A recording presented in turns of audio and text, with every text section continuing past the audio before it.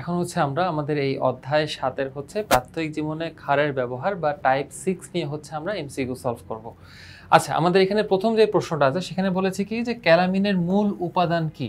Calamine যেটা আছে সেটার মূল উপাদান কি। এখানে আমাদের অপশন আছে জিঙ্ক কার্বনেট, ক্যালসিয়াম হাইড্রোক্সাইড আর হচ্ছে সোডিয়াম বাইকার্বনেট। এখানে আমাদের উত্তর হবে হচ্ছে জিঙ্ক কার্বনেট।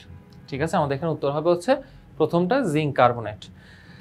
এরপরে বলেছে হচ্ছে 84 নম্বর, পিঁপড়ার কামড়ের মাধ্যমে কোন অ্যাসিড নিঃসৃত হয়। পিঁপড়ার কামড়ের মাধ্যমে কোন অ্যাসিড নিঃসৃত হয়, কি কি আছে, citric acid, oxalic acid, acetic acid, আরেকটা বলেছে হচ্ছে ফর্মিক অ্যাসিড।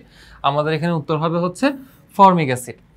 আচ্ছা, 85 নম্বর কি বলেছে যে নিচের কোনটি নরম সাবান তৈরিতে ব্যবহৃত হয়। Sodium hydroxide, potassium hydroxide, magnesium hydroxide, আরেকটা বলেছে কি aluminium hydroxide.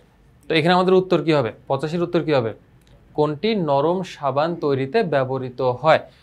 Sodium hydroxide, potassium hydroxide, magnesium hydroxide আর অ্যালুমিনিয়াম হাইড্রোক্সাইড। আমরা জানি এই অ্যালুমিনিয়াম হাইড্রোক্সাইড আর ম্যাগনেসিয়াম হাইড্রোক্সাইড নর্মালি হচ্ছে প্রশমনের ক্ষেত্রে কাজে লাগে বা সাধারণত প্রশমন বিক্রিয়ার ক্ষেত্রে হচ্ছে বা অ্যান্টাসিড তৈরিতে ব্যবহৃত হয়। তো আমাদের এখানে অ্যান্সার হবে হচ্ছে কি পটাশিয়াম হাইড্রোক্সাইড। আচ্ছা, এর পরবর্তী প্রশ্নে বলছে কি 86 নম্বর প্রশ্নে বলছে বিয়ে বাড়িতে বাসা বাড়িতে পরিষ্কারক হিসেবে কি বহুল ব্যবহৃত হয়। বাসা বাড়িতে পরিষ্কারক হিসেবে কি বহুল ব্যবহৃত হয়। Ammonium hydroxide, sodium hydroxide, potassium hydroxide, আরেকটা বলেছে হচ্ছে কি ক্যালসিয়াম হাইড্রোক্সাইড। তো এখানে আমাদের উত্তর কি হবে, উত্তর হবে হচ্ছে অ্যামোনিয়াম হাইড্রোক্সাইড। ঠিক আছে, অ্যামোনিয়াম হাইড্রোক্সাইড হবে হচ্ছে আমাদের এখানে উত্তর। আচ্ছা, 87 নম্বর বলছে কি কাপড় পরিষ্কার করলে হাতের তালু থেকে ছোট ছোট চামড়া উঠে যাওয়ার কারণ কি। সাবানে থাকা ক্ষার, সাবানে থাকা অ্যাসিড, অতিরিক্ত সাবান পানি, আরেকটা বলছে হচ্ছে দূষিত সাবান, আরেকটা বলছে হচ্ছে দূষিত সাবান। এখানে আমাদের উত্তর হবে যে সাবানে যদি অতিরিক্ত ক্ষার থাকে তাহলে কিন্তু এই চামড়া উঠে যাওয়ার সমস্যাটা কিন্তু হয়। যদি সাবানে অতিরিক্ত ক্ষার থাকে তাহলে কিন্তু চামড়া উঠে যাওয়ার সমস্যাগুলা হয়।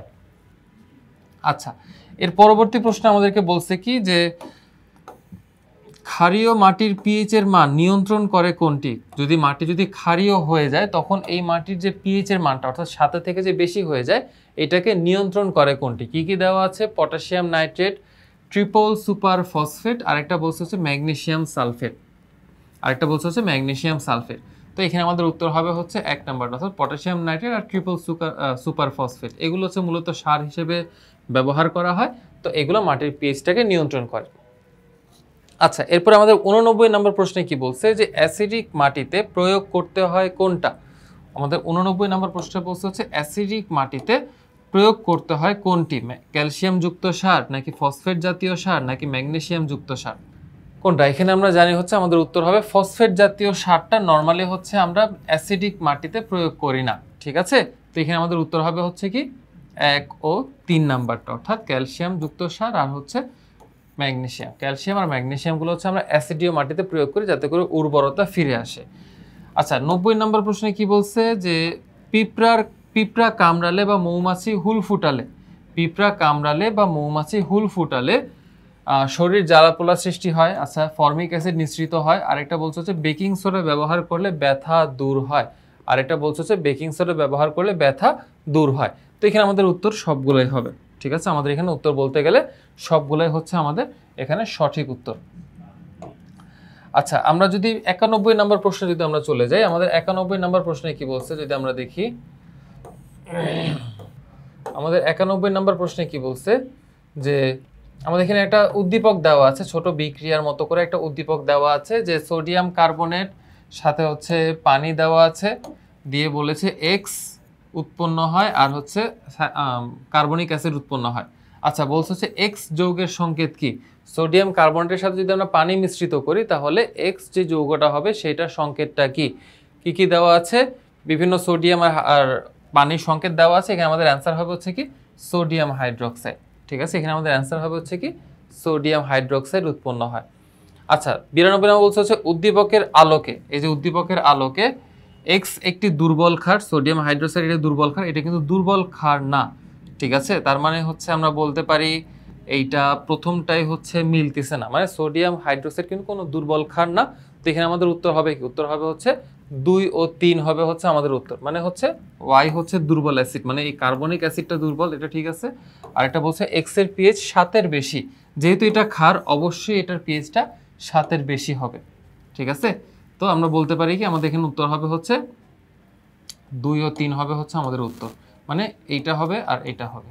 ওকে, আচ্ছা এরপরে হচ্ছে আরেকটা আমাদের এখানে উদ্দীপক দেওয়া আছে, দেখি আমরা উদ্দীপকে বলা আছে কি, উদ্দীপকে বলা আছে হচ্ছে জব্বার মিয়া একজন কৃষক, তার জমিতে ফসল আশানুরূপ না হওয়ায় মাটি পরীক্ষা করে দেখলো মাটির পিএইচ এর মান 3, মানে মাটি পরীক্ষা করে দেখলো মাটির পিএইচ এর মান 3, মানে কি মাটি অতিরিক্ত অম্লীয় মাটি। তাহলে আমাদের প্রশ্নে বলছে জব্বার মিয়ার মাটিতে কোন উপাদানগুলো হ্রাস পেয়েছে, কোন উপাদানগুলো হ্রাস পেয়েছে। আমরা জানি ক্যালসিয়াম আর ম্যাগনেসিয়াম জাতীয় উপাদানগুলো হ্রাস পাওয়ার কারণেই মাটির পিএইচ কমে যায়, বা মাটির পিএইচ কমে গেলে ক্যালসিয়াম ম্যাগনেসিয়াম কমে যায়, পরবর্তীতে এই যে ক্যালসিয়াম ম্যাগনেসিয়াম আছে এইগুলা যুক্ত সার আমরা প্রয়োগ করি।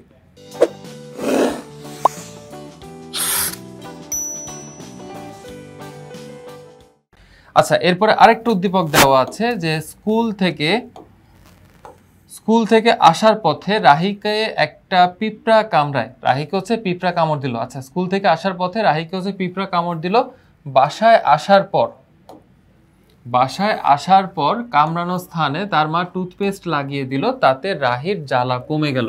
আচ্ছা আমরা জানি টুথপেস্টের পিএইচ কিন্তু কম থাকে, 9 থেকে 11, ঠিক আছে, মনে রাখবেন টুথপেস্টের পিএইচ কিন্তু 9 থেকে 11 হইতে পারে, সামনে আমরা দেখব। তাহলে এটা একটা কি, এটা একটা ক্ষারীয় পদার্থ, আর পিঁপড়া যেহেতু কামড় দিলে ফর্মিক অ্যাসিড নিঃসৃত হয়, তাহলে সেখানে ক্ষার ব্যবহার করাটা যুক্তিযুক্ত। তো এখানে বলছে উদ্দীপকে মানে উল্লিখিত প্রাণীটির কামড়ের ফলে কোন অ্যাসিড নিঃসৃত হয়, আমরা জানি ফর্মিক অ্যাসিড, ঠিক আছে, আমরা জানি ফর্মিক অ্যাসিড নিঃসৃত হয়। আচ্ছা রাহির ব্যবহৃত দ্রব্যটি মানে হচ্ছে এই যে টুথপেস্ট, এটা অ্যাসিড নিষ্ক্রিয় করে, ওকে ঠিক আছে, দাঁতকে ক্ষয় রোধ করে, এটাও ঠিক আছে, দাঁত পরিষ্কার করে, এটাও কিন্তু ঠিক আছে। তার মানে আমরা বলতে পারি কি 95 এর সবগুলাই কারেক্ট অ্যান্সার, মানে 95 সবগুলাই ঠিক। আমরা বলতে পারি 95 সবগুলাই কি হবে, কারেক্ট হবে, মানে অ্যান্সার হবে হচ্ছে সবগুলাই। ওকে, আচ্ছা এরপর আরেকটা উদ্দীপক দেওয়া আছে, যদি আমরা দেখি যে ঝোপের পাশে, আমাদের এখানে আরেকটা উদ্দীপক দেওয়া আছে যে ঝোপের পাশ দিয়ে স্কুলে যাওয়ার সময় মৌমাছি হুল ফুটালে পলি প্রচন্ড জ্বালা অনুভব করলো, কোকা কোলা নিয়ে আক্রান্ত স্থান ধুয়ে ফেললো, সে আরাম বোধ করলো, মানে সে আরাম অনুভব করলো আর কি। আচ্ছা পলির ব্যবহৃত তরলটি কোন উপাদান থাকে, পলি যে তরলটা ব্যবহার করছে সেখানে কোন উপাদান থাকে, এখানে আমাদের অ্যান্সার হবে সোডিয়াম বাইকার্বনেট থাকে, ঠিক আছে, কোকা কোলাতে কিন্তু সোডিয়াম বাইকার্বনেটও থাকে। আচ্ছা এরপর আমাদের আরেকটু উদ্দীপক দিয়ে বলেছে যে সকাল নানু বাড়িতে বেড়াতে গেল, মানে সকাল হচ্ছে একজনের নাম, সে হচ্ছে নানু বাড়িতে বেড়াতে গেল।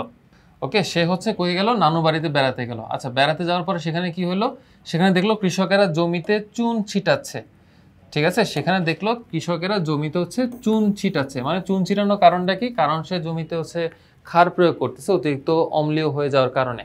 আচ্ছা বস্তুটি ছিটানোর পূর্বে, মানে যে চুন ছিটানোর আগে জমির পিএইচ এর মান কত হতে পারে, এই চুন ছিটানোর আগে জমির পিএইচ এর মান কত হতে পারে, আমরা জানি যদি মাটির পিএইচ মান 4 অথবা 4 থেকে কমে যায় তখন আমরা মাটিতে বিভিন্ন ক্ষারীয় পদার্থ প্রয়োগ করি।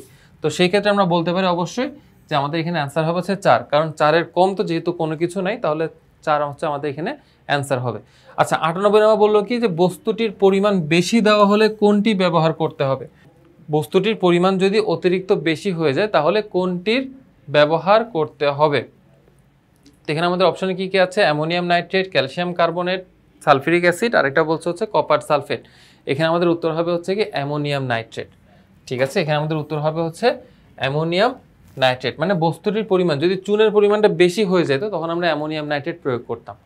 ওকে, আচ্ছা এর পরবর্তী প্রশ্নে আমাদেরকে বলছে কি 98 শেষ, আমাদের 99 নম্বর প্রশ্ন যদি চলে আসে, আমরা আমাদের সেঞ্চুরি করার পথে আমাদের 99 নম্বর প্রশ্নে কি বলছে, এখানে একটা উদ্দীপক দেওয়া আছে যে রহিমের জমিতে ভালো ফসল উৎপাদন না হওয়ায়, রহিমের জমিতে ভালো ফসল উৎপাদন না হওয়ায় কৃষি কর্মকর্তার কাছে গেলেন, তিনি মাটি পরীক্ষা করে একটি পদার্থের আধিক্যের কথা বললেন, যার নিরসনে ক্যালসিয়াম অক্সাইড প্রয়োগ করার পরামর্শ দিলেন, মানে হচ্ছে চুন প্রয়োগ করার কথা বলছেন। আচ্ছা রহিমের জমির পিএইচ এর মান কত, এখানে আমাদের অ্যান্সার হবে হচ্ছে 5.3।